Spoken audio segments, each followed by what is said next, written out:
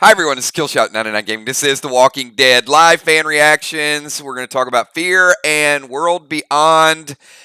Woo! Okay, I'm taking the gloves off tonight. I know this is going to be a popular opinion, but we are going to do reactions. Fear the Walking Dead is back, and it's going to get mixed reviews. I have to tell you guys. Before we get into it, how about a super special shout out to our Patreon army? Thank you so much. Good, bad, indifferent. Our army is always here. Our PDL sponsors are here. You guys are wonderful. Our channel members, also our moderators. I see Dark Princess in the house. Hey, I'm not here to bash the show, but I gotta call it the way I see it. And maybe you guys won't agree with it, but Fear was okay. It's a season premiere. It's got to be better. It really. We'll start out. I mean, I'll get scores because I know some people are going to like it, and I don't want to change everybody's opinion. This is just kind of coming from me. But let's start out. I mean, 1 to 10. I know the Morgan badassery is going to be popular, but let's start out with Fear the Walking Dead. I'm going to give you guys my number, and it's going to be much, much lower than many of you guys are going to come in. I'm giving it a 6. I'm going to tell you why I'm giving it a 6. There's just we'll go ahead. We're going to get I'm not checking out on the season, but look, we rolled out a villain that lasted less than 45 minutes, okay? There was so much hype around this bounty hunter in the Comic-Con previews, in the teaser videos, that Jenny's going to make this call, and we've got this bounty hunter that is going to hunt some people down. He's going to make a difference. And there's just, you need to kind of be immersed in the story. Now, I'm going to ask you guys a question. You guys want me to bullshit you and just, it was the greatest show I ever saw, and I'm going to give it a 9? Or do you want me to give you honest and open commentary on the way the show was written and some of the challenges with the show and how choppy it was? I mean, we can go either direction with it. It's up to you guys.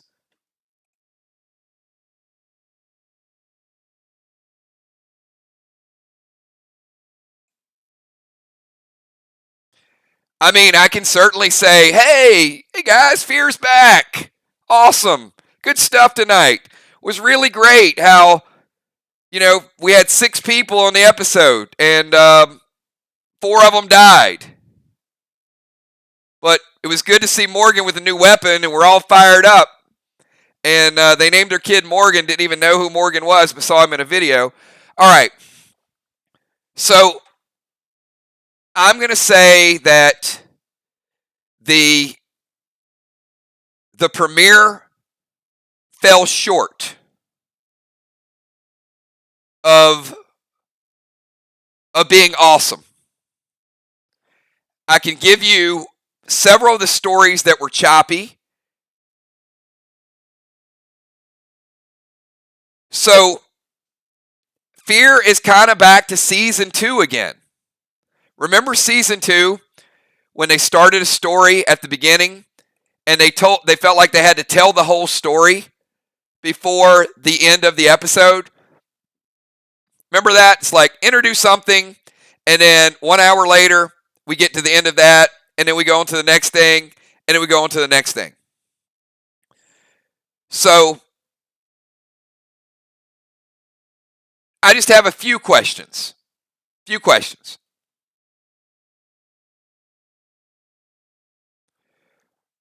So this bounty hunter is supposed to be a badass, right?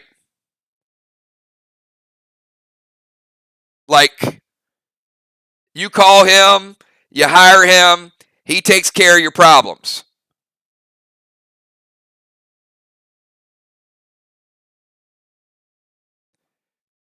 Would we not have been better served to just let him exist and kill a few people and do some things and build it up a little bit?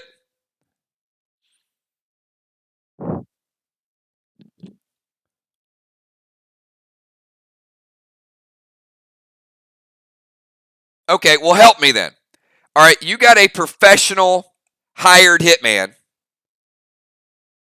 tracks Morgan down, knows that Morgan is inside the building. Morgan's literally 10 feet away. But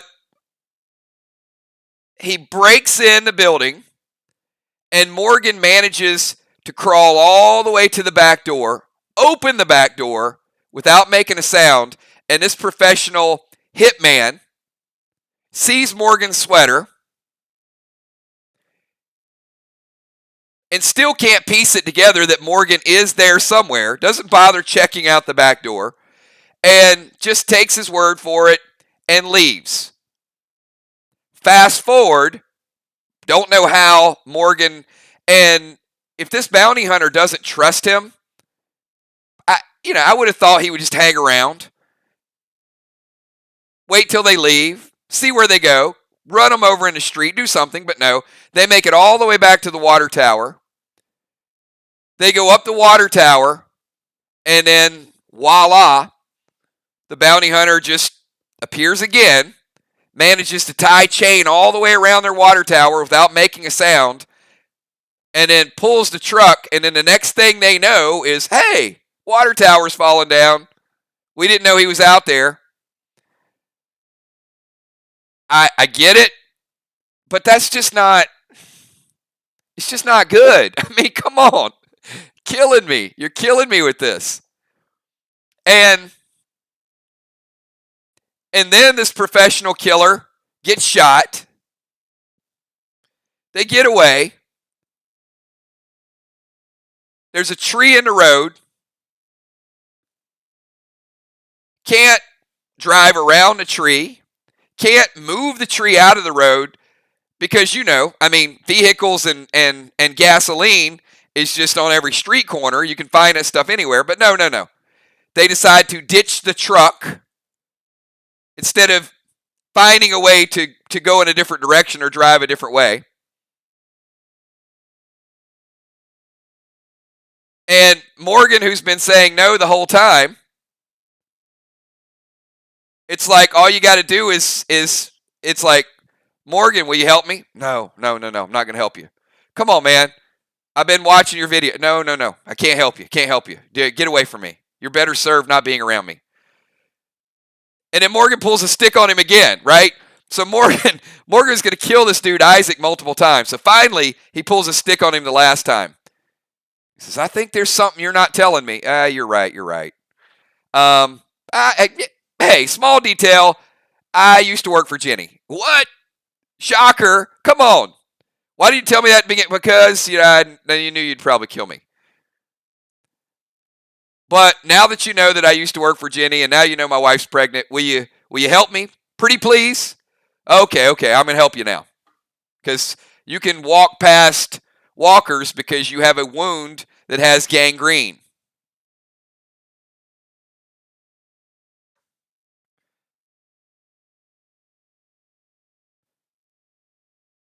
I don't know any other way to do it.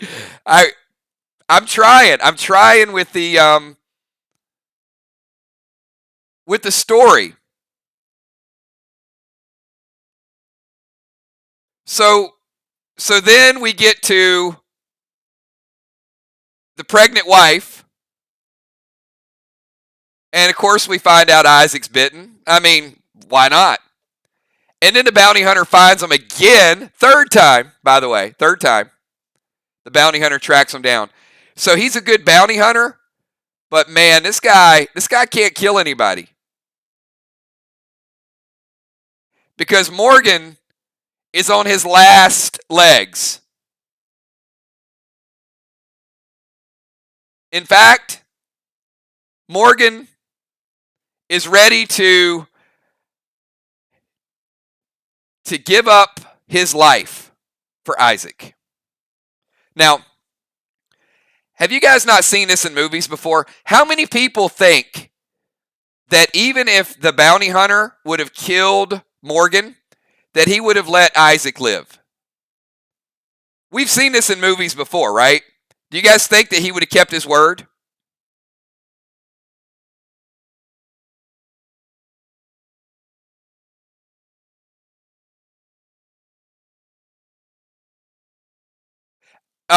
Moonshot, I'm going to tell you it's a matter of personal opinion, strictly personal opinion, and from my personal vantage point, just didn't see it. So Morgan is ready to die, and here comes Isaac out of nowhere. Can't let Morgan die. And that broom handle that Morgan was using, likely not going to stop an axe.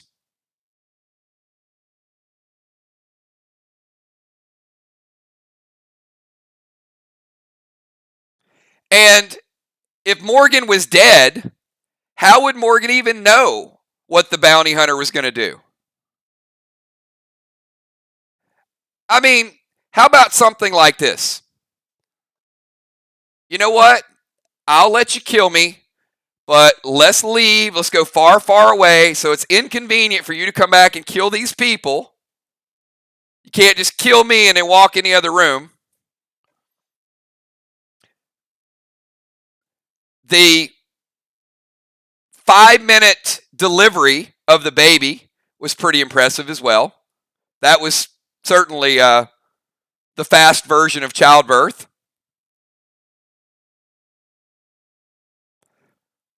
But I will say, like Fear the Walking Dead typically does, it ended on a much higher point, and the hope of next week is always better with The Walking Dead because that's what they did all last season.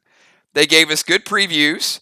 They gave us a strong narrative, weak storyline, and hyped up the next episode. But there were at least 5 or 6 things that were choppy. And the thing is, I don't know that you guys would accept this in The Walking Dead. If The Walking Dead was this poorly put together, people would be losing their minds. So certainly the bar is low.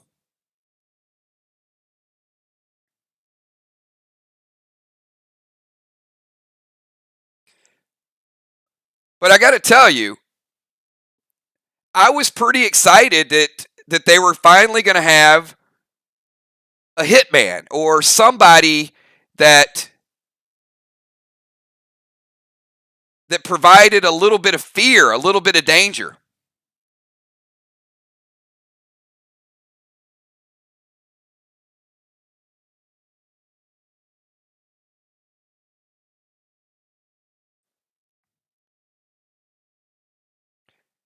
And hey, a knockoff from the movie Seven with Brad Pitt at the end. I mean, that was not shocking.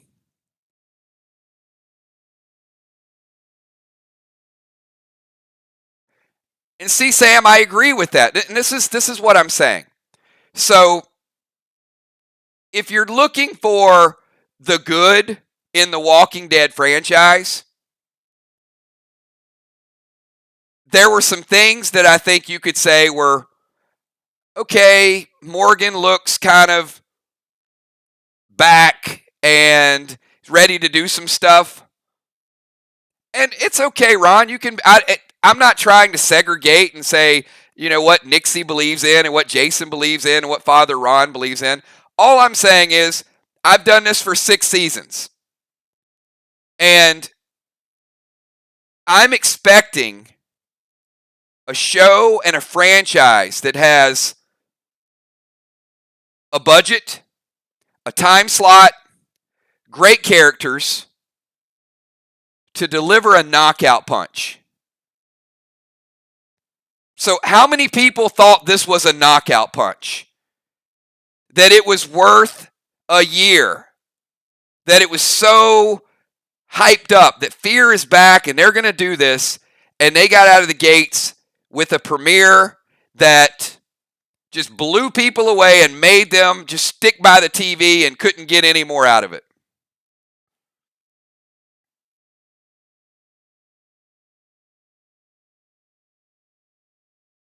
I, you know, I don't disagree.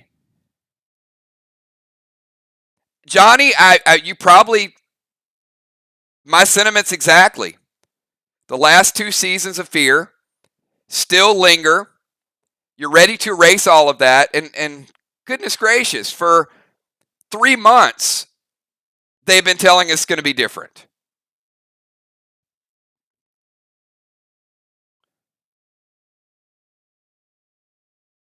So,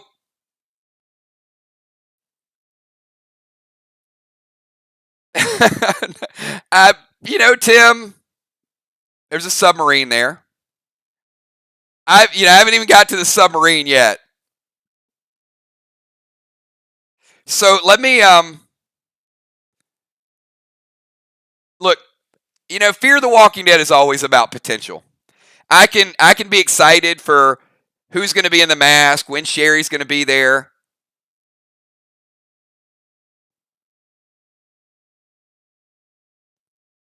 Was Virginia still not scary?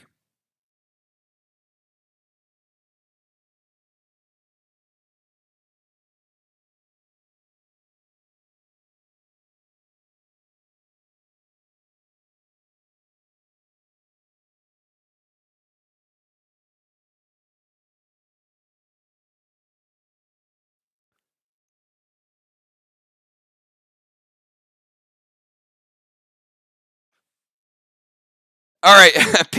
Peter Francis says, unsubscribe because you talk BS. Okay.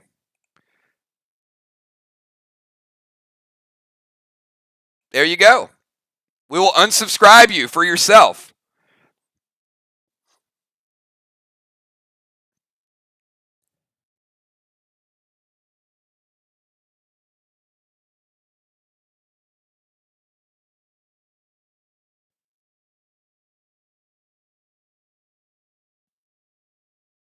I'm interested in the sub, I guess. I'm interested in the key. I'm sure it's going to be tied together somehow, some way.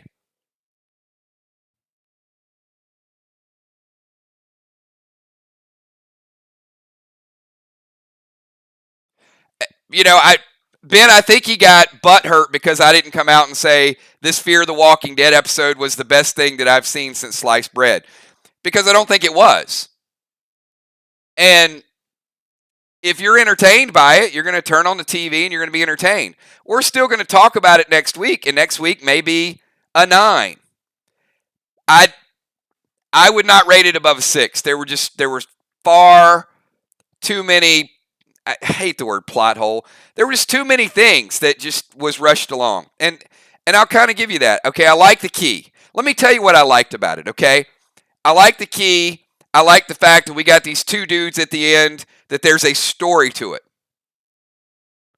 Other than that, I like the fact that Morgan doesn't have red eyes anymore and he might kill people. So I like that. Now, everything else in the middle, who saved Morgan? How did he get out of a jam? How did they get him to the top of that water tower? Where did he get all his furniture? Because that was really cool. Why was the bounty hunter such a pushover? He's a bounty hunter. He had Morgan in a weakened state. Why did they not kill the bounty hunter when they had the bounty hunter killed? They let him get a second chance. I mean, you don't kill somebody and then think that they're killed and then walk away from them and give them a chance to kill you again. So, that part of it as well.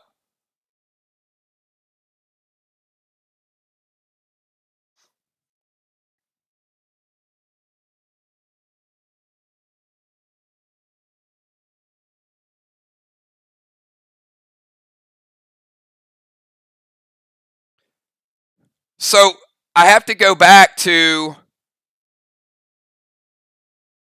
let me ask this question, okay? Maybe this will kind of make sense for you the way that I see it. What was different about tonight than any other Fear the Walking Dead season?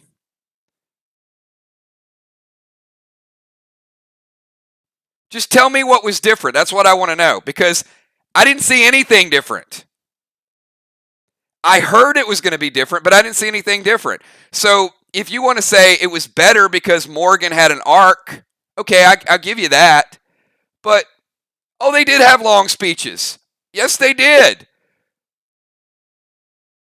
Isaac was rambling. They just didn't have them all Morgan.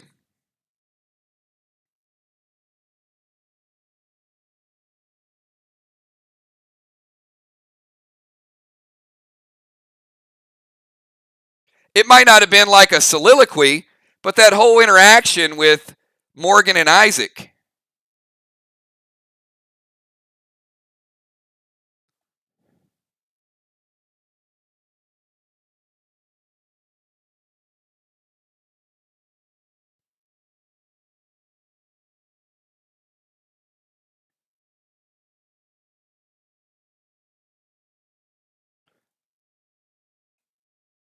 Well, you're not the real Sanjay Gupta, so there.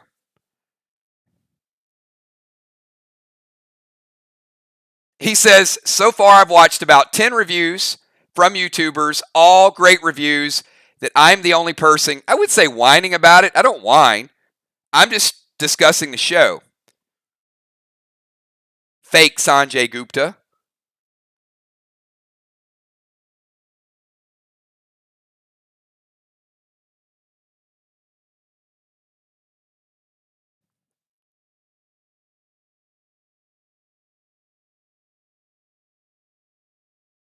Exactly. See, I agree with that. Jeremy Stanley says, why is it if you give your opinion because you think it's whining? Because it's the way that I started out this broadcast. And I said, I can tell you that I think it was the greatest Fear episode ever and lie, or I can give you my completely unfiltered opinion of it. And it just didn't hit the mark as far as I'm concerned. And I've given reasons why. For the people that loved it, you'll be right back watching it next week. For me, who didn't love it, I'll be right back watching it next week.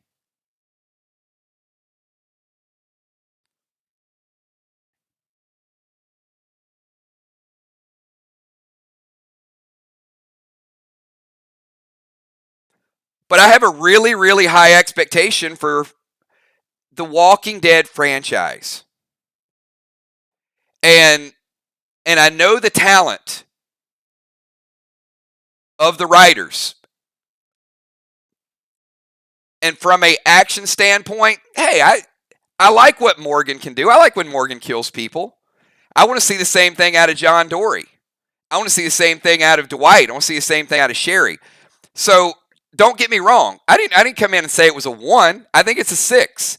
And for me, that's a pretty low score for Fear the Walking Dead. I've given the Fear Walking Dead 8s, 9s. A couple years ago, I gave it 10s in a couple episodes. It's been a while. It's been a while since I've given it a 10.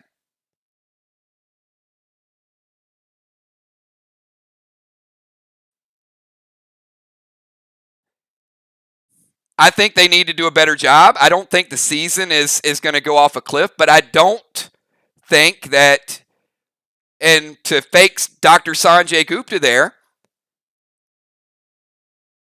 I don't doubt that there's going to be YouTubers that love it. I do think there are going to be publications that don't love it. And I think it's going to be mixed tomorrow. I think you're going to see some people, comicbook.com is going to love it. They have incentive to love it because pretty much paid by AMC in order to do good reviews. But there's also going to be, Forbes is going to trash it. I guarantee you right now, Forbes is going to destroy it. I'm not going to go to that extreme. But I'm telling you, I've done this for 6 years. I get it. So, but it's not going to be a ton of ratings, and it's not going to be super, super high. But people who love The Walking Dead, they're going to find value in it. And I certainly, I have members here that I agree with you guys, or agree and disagree with you guys all the time.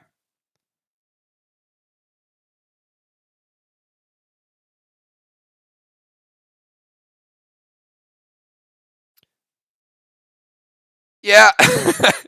But see, and that's the thing. And you guys have to understand that there is a cynical nature to some of it too. Like, and I'm reading a little bit of what Jeremy's writing and what Randy's writing as well. And that's why my eyes keep going to some of those chats, because that's kind of the way I look at it. And I can look at it in one vein, and somebody else will say, okay, well, they were distracted. Like, my big question is, how did the bounty hunter pull up, drag that big chain out of his truck, wrap it all the way around the water tower, get back in his truck, start it up, and drive away, and Morgan and Isaac didn't even hear a single peep? Now, I know many of you, if somebody pulled up to your house right now and they wrapped a chain around your house and was getting ready to pull your house down into the street, I guarantee you would know it. So you can certainly come back and say, hey, look, Kills, you're looking for serious storyline in a zombie apocalypse? Boom. Then, okay, you got me. Sorry, busted. All right? Because we can always go back to, this isn't even a real story. But if you're going to try to make it real, then I think, in fairness, you got to look at the flaws in a story that is not congruent.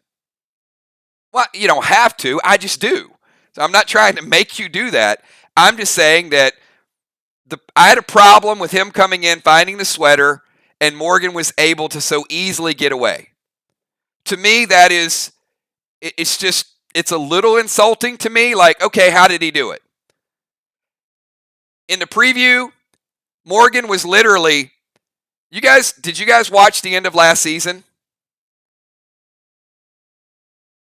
So, Morgan was laying there on the porch of the church with walkers. Some were as close as 3 feet away. We hadn't heard a single footstep. But he was saved by someone, and he was patched up by someone. Someone. We'll find out a little bit more about it, I guess.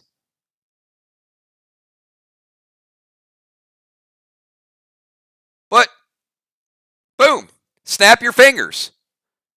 Like Glenn's dumpster. Just let's make the audience think he's on death's door, and then we'll save him. And then he was in that jewelry store. Same thing. So, just a common sense question. Maybe you guys can help me out with this. I'm trying. I'm going to try to see your point of view. As far as perception of depth, Morgan was in the jewelry store, and the bounty hunter was outside, and the door was closed. How far away would you estimate that Morgan was away from the bounty hunter? Just a rough estimate.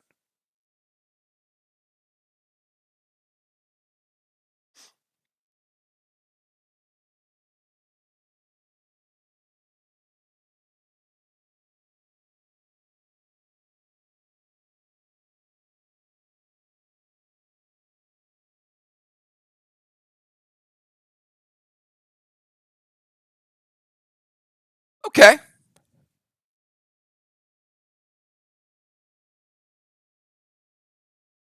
I don't think anybody said over 30 feet. We've gotten as close as 10 feet. Ben measured it. Well done. Ben says, I measured it was exactly 27 feet. Nice. But, it was another death-defying escape.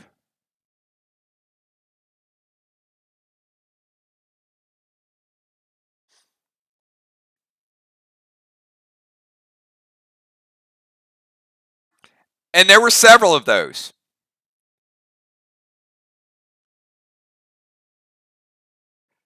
So let me just ask it this way, and maybe you guys will see what I needed for it to be an 8 or a 9. And it's probably less than you think.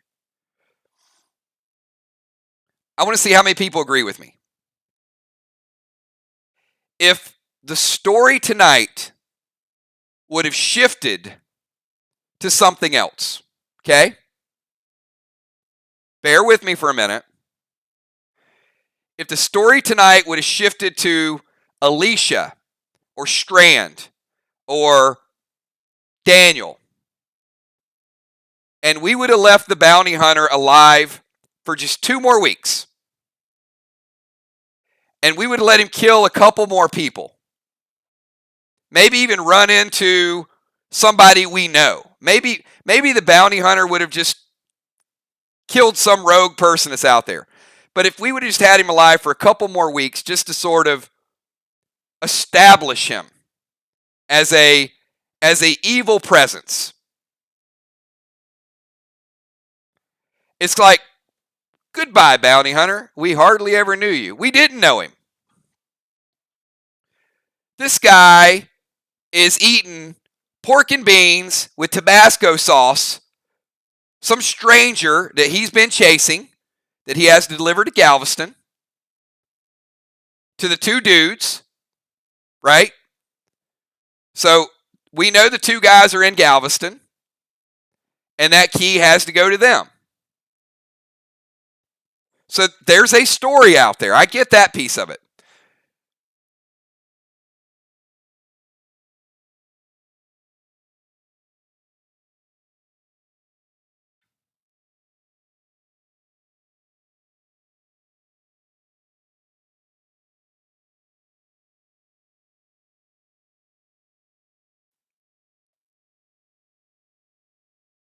But that's it. I mean, something as simple as that,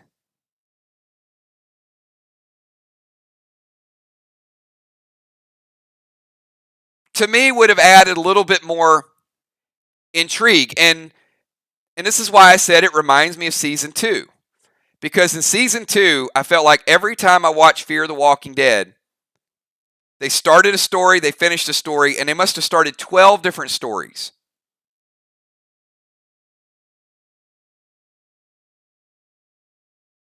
And the big punchline tonight, the big tag for the story was, okay, let me ask this. Jenny's radio contact at the end, corny or fear invoking? Did Jenny make you fear her by getting on the radio and talking to Morgan?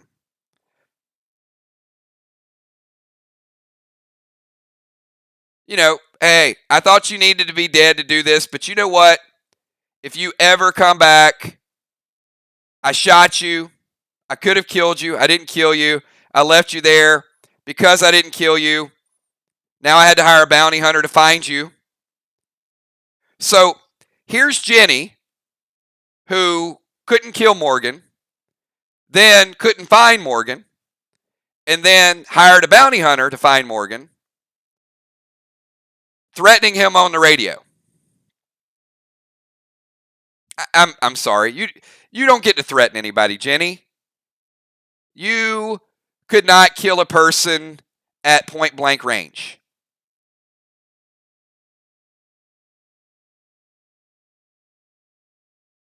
If you can't kill a person at point blank range when they're already shot, then you can get on the microphone or you can get on the radio, whatever, and it just has no pop to it.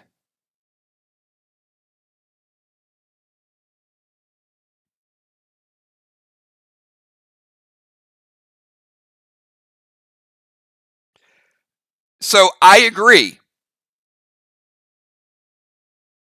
The best part of I think the best part of Fear the Walking Dead was the key.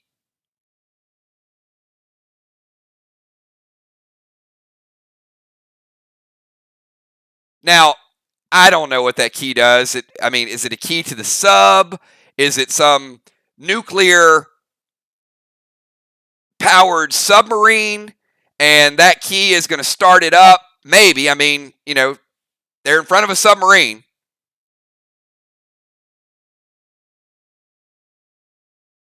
They're going to blow up half of Texas. Who knows?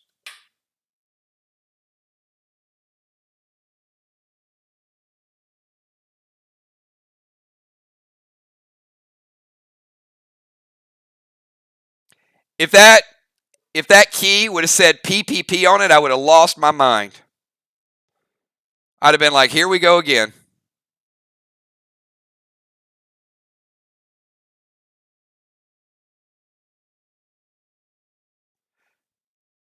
Okay. Now that we've established that I am the only person on YouTube who has given us a negative review, anybody want to touch on World Beyond? Let me start. Did anybody give World Beyond a 10?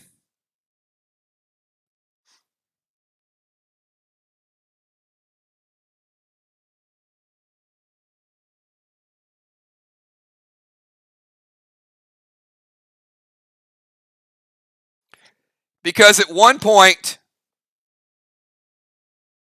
I actually heard Hope say,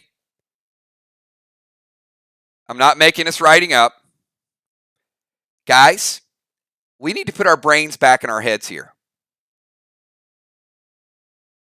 I had some notes if you guys want them. I'm not even joking here. I was typing this out as we went.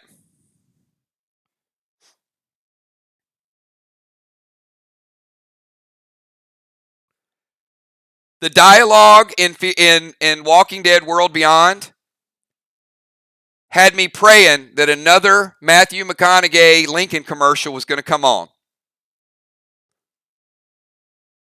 I've never been so happy to see a Lincoln commercial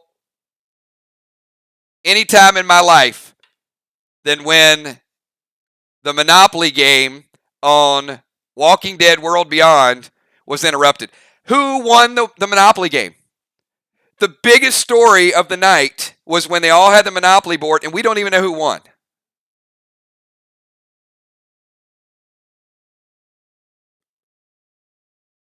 So many stories never told. The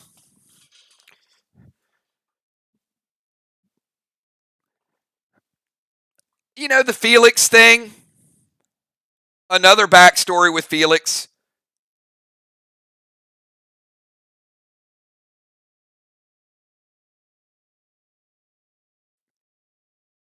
I'm not sure how I feel about it. The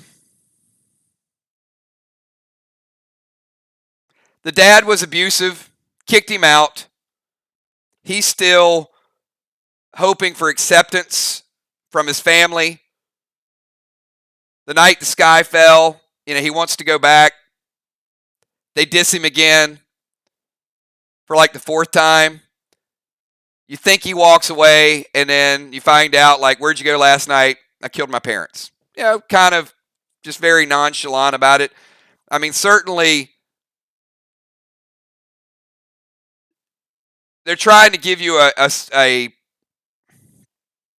vantage point of who Felix is now and what he went through. And I don't know.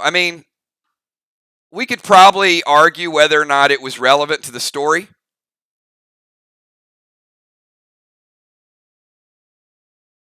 And Casey, I think that's my point. Is it really depends on how you feel about backstories, right? And here's the thing, and I know this is going to sound like common sense, but sometimes we don't think it's common sense because we're into the show. Somebody had to write that story. It didn't just, it's not real. So it's not like we're dealing with a real life relative or a friend that's going through this. They wrote this in there with the point of, hey, we want people to talk about this. We want to address it because we think it's relevant to put that in there and have it as a discussion. So, Tim, I don't think it was filler because I don't think that you hit on a topic, and I'm not going to go through exactly what his father called him, the slur that he used to address him on AMC. That was a little shocking to me that they chose to go that direction. But the fact that they chose to go with a homophobic slur, show the story, and then tie it into that so we would discuss the relevance of it, I think is important. Or at least the writers want it to be important. The question is, was it necessary? I don't know. I mean, I don't know if that would have been better served just to advance the story in a different direction. And that's why I said I don't know how I feel about it. I don't know that it was moving. I don't know that it was captivating for the audience. It's a risky thing to write it. So, I would say at the end of the day, it was net neutral. I don't think it made the fans really rally around it. I don't think it kind of turned anybody off to it. I think it was just like, okay, that's what you wrote into the story. I think it was very net neutral as far as from an audience standpoint. Um,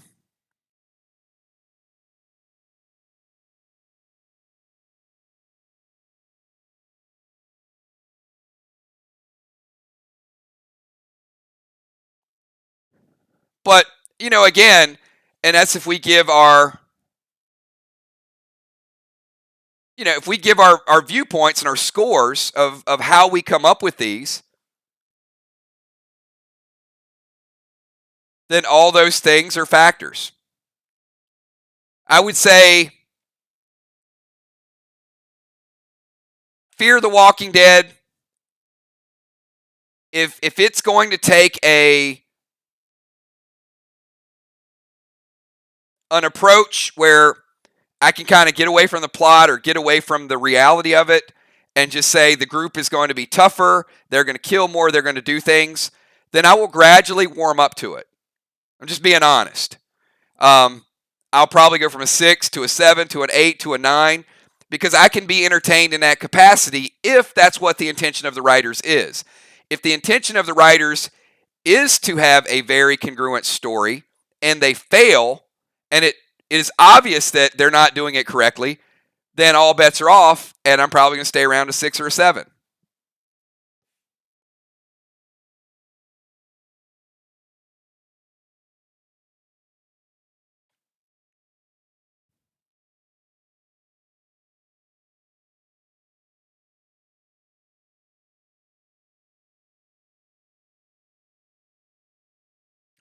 I just my mind right now is just wondering why Jenny has all these people and she makes all these threats, and the best person in the world that she can radio in. I mean, this person, has to be legit. The best person she can find in the world can't even kill a wounded Morgan.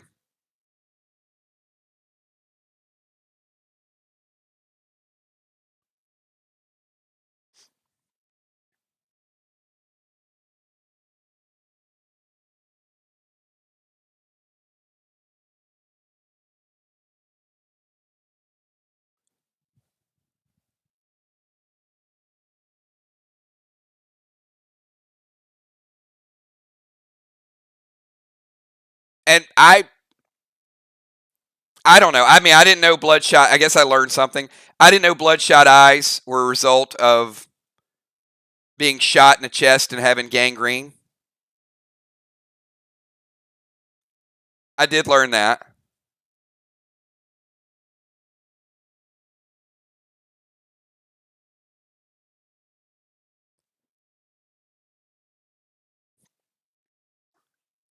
So let me ask this question and see what you guys think.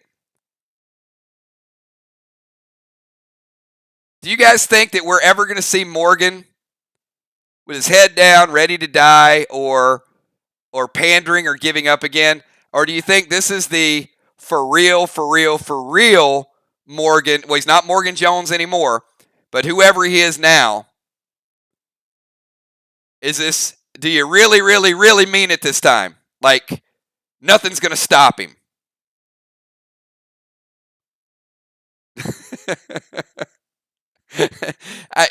It's true. Chris ratings, Morgan couldn't stand, but he killed 40 walkers. It's that I think I know why. I know what happened. You guys, you guys want to hear how Morgan killed the 40 walkers? True story.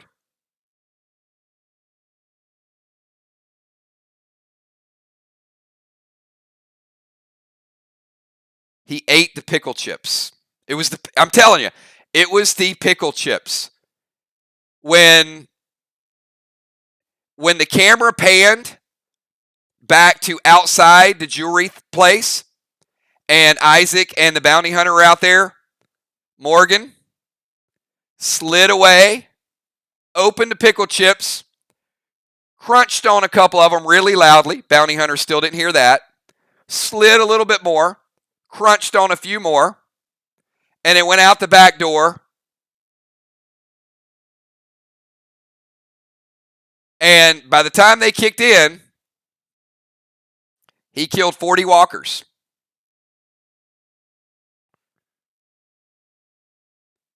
And you know what? I don't have as much problem with that, Morgan being Morgan. In fact, that's probably why I gave it a 6. Because I do appreciate, I know what Morgan can do. I've seen it in The Walking Dead. I know when the chips are down. Get it? Yeah, you guys see what I did there? But anyway, when Morgan, you think that it's bleak and he can't do it, he does it. I'm okay with that. It was, yeah, it was the choppiness of the other stuff. Not a deal breaker. I mean, I I'm in for the long haul. Not here to sugarcoat anything. I mean, it wasn't a rant. I mean, I'm not angry about it. It's just could have been better. World Beyond. Um,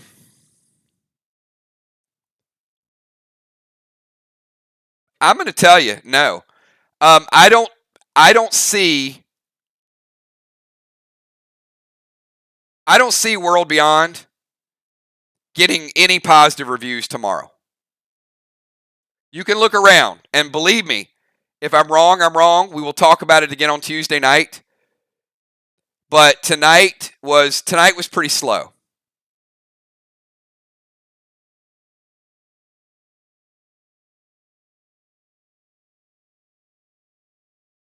I mean, we got to see Iris throw up on a walker. So here we are learning to kill walkers again. We've seen that in Fear. We've seen that in Walking Dead. So we got to go through the motions. Um,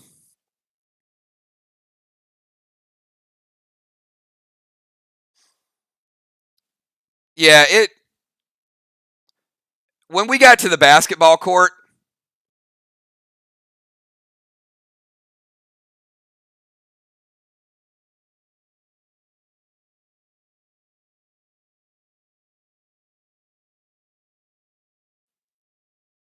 I was I was a little bit lost with it.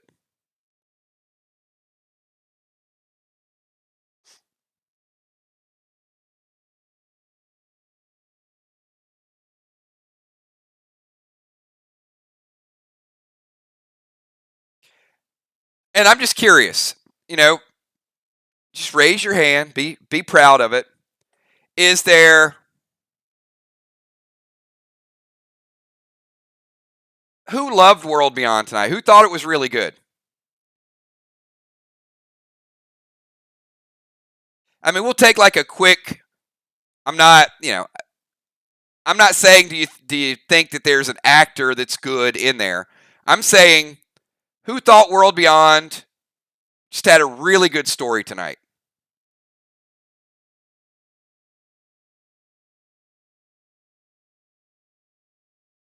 Hey, thanks so much, Walani. Appreciate you being here, and appreciate your thoughts, your comments.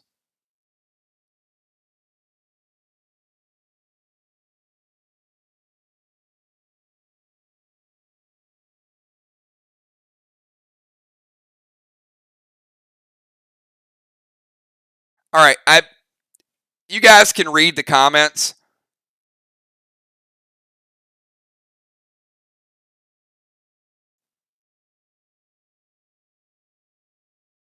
I mean, nobody's blown away by it. I mean, it's a great point. Randy said I kept leaving the room. Cindy Rainey giving it a 5.5.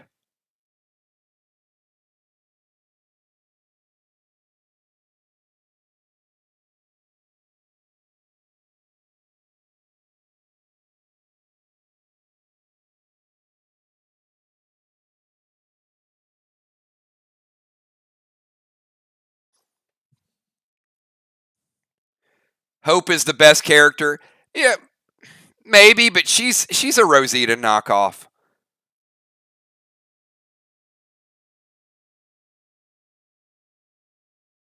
I mean, they basically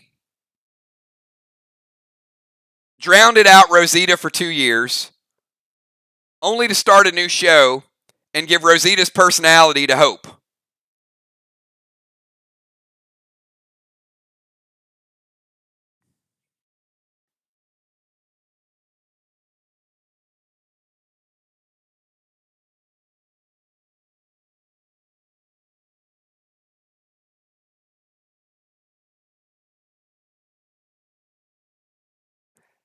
So, and this is something I want you guys to think about because this is a question I do have to ask. If it wasn't Walking Dead and it was under a different name, do you think you would feel as connected and as obligated to World Beyond? You can answer that or you can think about it a little bit. But if this was not part of the Walking Dead franchise and somebody said, hey, there's this show about zombies in Omaha, and I would sit down and have some popcorn and watch this show with me,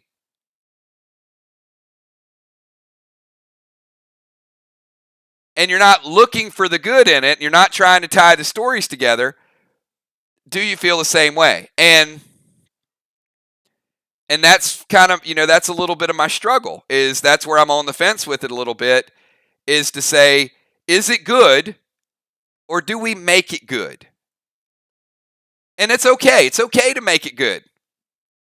I do it all the time. If it's Fear the Walking Dead, I'm here start to finish. But just don't expect every time I turn on a microphone that I'm going to say, most beautiful thing we've ever seen. But I reserve the right to watch next week's episode and come back and say, wow, this was really good. But I thought World Beyond took a step back this week.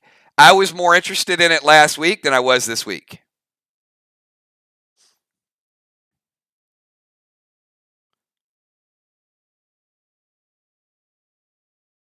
So where I think Fear might get better,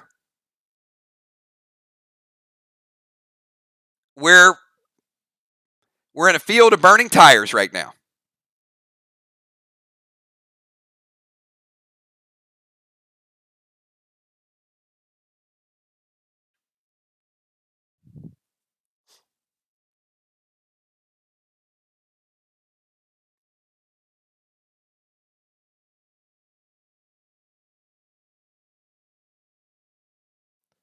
can't believe, the of all this chat, I can't believe fake Sanjay Gupta said I was whining about giving a review of a Walking Dead episode. I love it.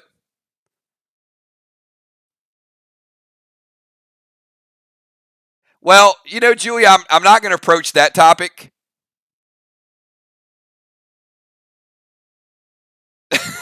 It's true. Jeremy, great point. How how do you not get stung by a bee? Oh, don't even get me started on that. That's the best comment of the night. Jeremy Stanley. Not one of them got stung by a bee. Yeah, I mean that would have been at least one, right?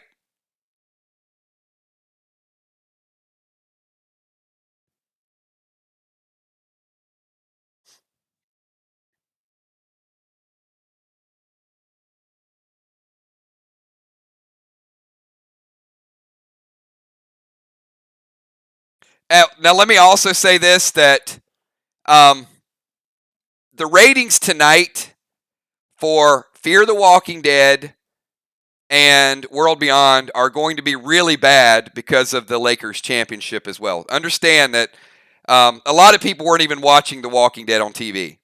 So we can't use the ratings this week as a true judge because other things are going on. So I'm gonna rely a little bit more on your vantage point from different reviews, people that did watch it, people that were involved in it. So I'm not talking strictly about whether a million people were in front of their television or how many people watched it in advance. But I do think that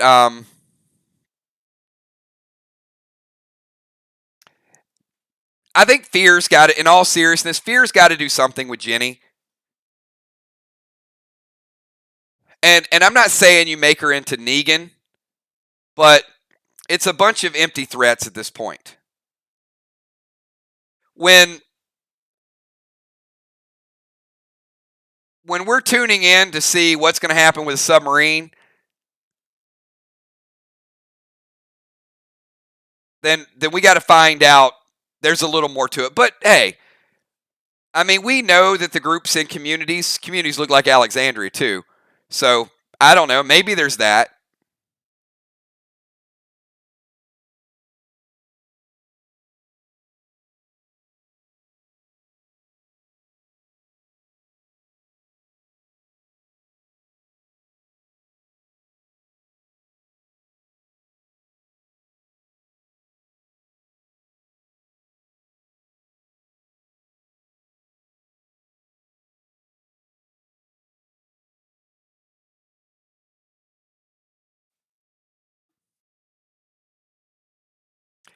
There's so many good comments. I don't know which way to go to it. I do know that tomorrow, a few thousand people are going to watch this video, and they're probably going to listen to the first 15 minutes, and they're going to be Walking Dead fans, and they're going to absolutely lose their mind because I do think that in some cases people they log into what they want to hear. And I appreciate you guys with open and honest feedback. I mean, like I said, certainly some of you guys like it. Judging from what I saw, there were a lot of sevens tonight. I'd say if I had to give it an overall score from all of our audience, 7 seems to be the kind of the universal number. There were a couple 10s. There were a couple 9s, 8.5s, but there were a lot of people type 7. So I think 7 is say, hey, I'll come back and watch it next week and see what it was all about. Alicio, you're scoring super high, which is okay. If you give Fear a 9 and you loved World Beyond, hey, more power to you. Certainly not gonna hate on or criticize, what you enjoy. You have a right to enjoy what you enjoy. And for some people, certainly good entertainment. For me, just not. I think I had a bigger problem with the Bounty Hunter. Of all the things tonight, I expected the Bounty Hunter to finally I don't know, finally get us over the hurdle.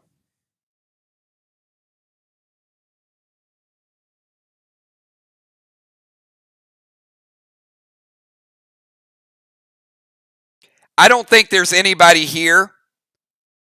It, let me kind of point it out like this.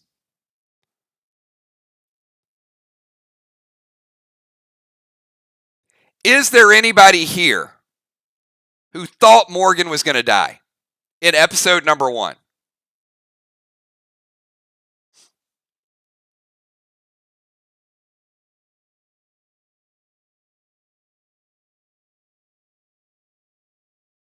When Morgan was right there and the bounty hunter was coming up, is there anybody that really thought Morgan was going to die?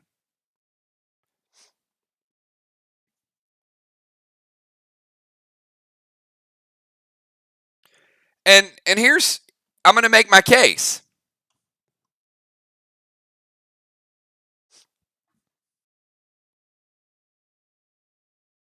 Okay, now let me ask it this way, now that I've got kind of a basis for my comparison.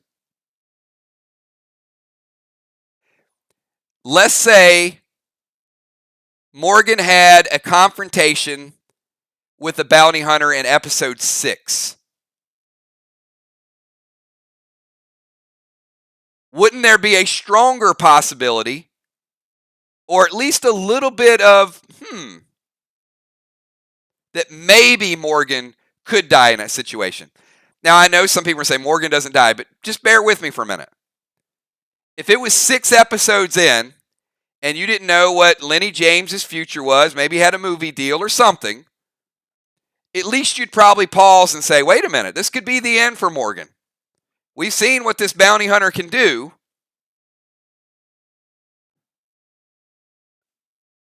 And see, that's all is maybe. Maybe. Tonight, when you watched it, it was like the best thing that I was hoping for is that they would escape and the bounty hunter would still be out there.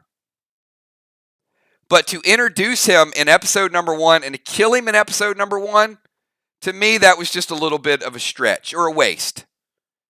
So just the possibility that Morgan could have died later on, I think makes our audience a little bit more appreciative of Morgan actually killing him later on. The fact that Morgan killed him tonight, I think is just super unbelievable. If he would have killed him 3 or 4 episodes from now, it would have been epic.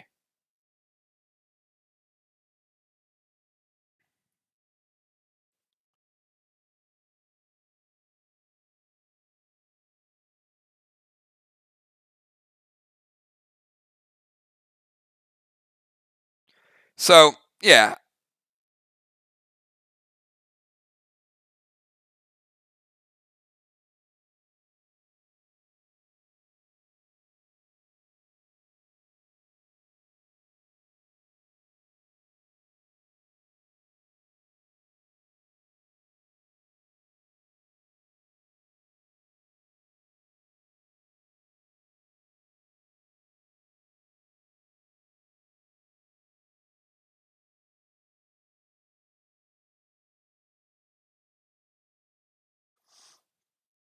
So, I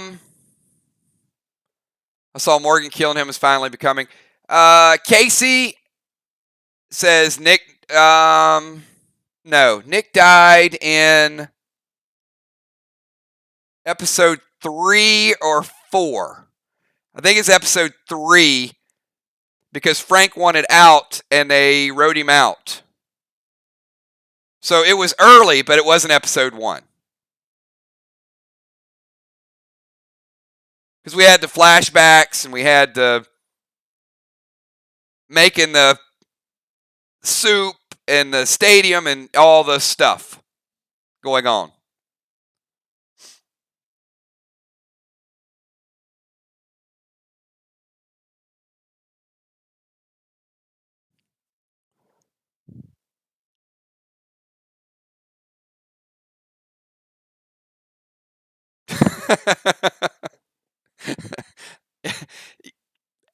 Johnny, I'm going to leave that one alone.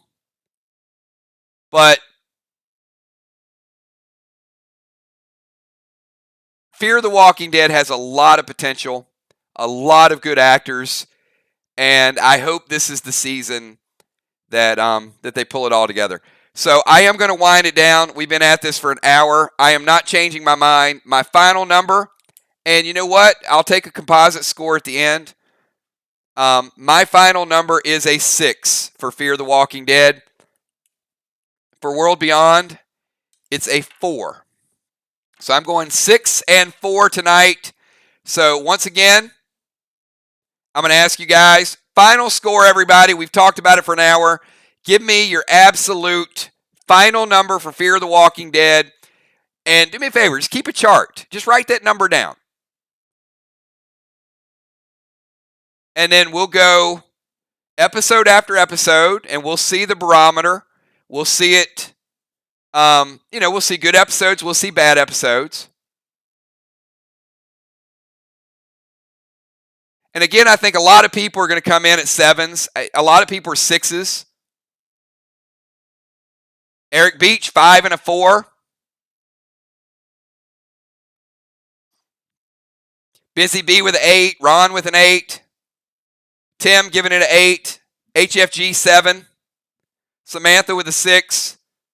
Casey with a 7. Diana C, 8, 6. Kel, 7.5, 5.5. Yeah, it takes a lot. I mean, for me to, I guess the fact it was a premiere as well. Do I think next week's going to be a 6? I don't think so, and I certainly hope not. But I was a little taken aback by tonight. I thought tonight was going to be better.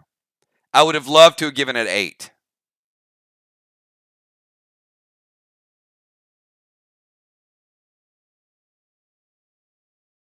So, as I said, and other people are going to pop in here and they don't really get our channel. They don't know what we're about. But yeah, just kind of write down your score, and then let's get through 6, 7, 8 episodes, go back and look at it, and let's see if they gradually move the needle. 6, 8, 9, 10, or let's see if it kind of stays that, I agree, dead on. I would say underwhelming. No doubt. If I had to use a word to describe tonight, I'd say underwhelming. Maybe not disappointing, but underwhelming. A little bit higher expectation. Yeah, Casey, I think there's some of that too. Certainly, the first time you see it, some people say, hey, I was excited to see Fear the Walking Dead. And I think that's why it's important to just sort of chart it as we go through a couple episodes. And again, full disclaimer here, I'm not trying to get anybody to stop watching Fear the Walking Dead. So when I'm open and honest and we debate it, the last thing I want you guys to do is say, hey, I'm not watching it anymore, because we're going to watch it. I mean, we're going to talk about it next week, and it'll either be good or bad. So please don't think I'm advocating for you to turn the channel and watch anything else. I love the franchise. I love the family. I love the group that we have here to talk about it. But hey, guys, I got to call it the way I see it. And my final number is a 6. So with that, we are going to wind it down. We're doing some Play Dead Live PvP tomorrow night. So Monday night, we're going to have a little bit of activity. We're going to go to the farm in PvP. And then Tuesday night, we're going to be right back here. So if you're a gaming fan, hang out with us tomorrow night. If you're not a gaming fan, come back here Tuesday night, and we're going to break it down even further, and we'll talk about next week's episode a little bit. Thanks, everybody. Have a great night, and enjoy the rest of your evening, and I will see you all hopefully tomorrow at 9. If not, I'll see you Tuesday night. We may even do a double shot Tuesday night. Maybe we'll do 2 streams, or last week we did 1 long stream, so I'll leave it up to you guys. Talk to you all Tuesday night. Peace.